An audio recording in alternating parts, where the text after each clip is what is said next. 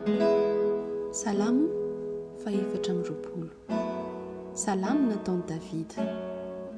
Antompo ny tany sy izay rehetra eo aminy, izao rehetra izao sy ny mponina eo aminy. Fa izy no nanorina azy tambony ranomasina, tambony rano no nampitoerany azy.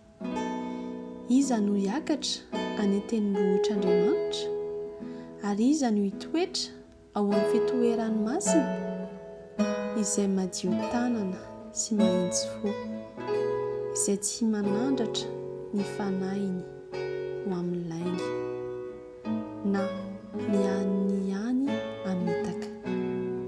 Andray fitahiana avy amin'ny Tompo izy, ary fahamarinana avy amin'Andriamanitra ny famonjena azy. Izany no taranaka mitady azy, izay mitady ny tavanao te Jakoba. Asandrato ny lohanareo ry vavahady, ary misandrata ianareo ry varavarana fahangola, mba hindira ny mpanjaka ny voninahitra. Iza no mpanjaka ny voninahitra izao? Andriamanitra mahery tsy toa, Andriamanitra mpiady mahery. Asandrato ny lohanareo ry vavahady, ary manandrata ny lohanareo ry varavarana fahangola, mba hidira ny mpanjaka ny voninahitra.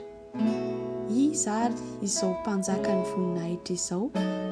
Andriamanitra, Tompony maro, izy no mpanjaka ny voninahitra.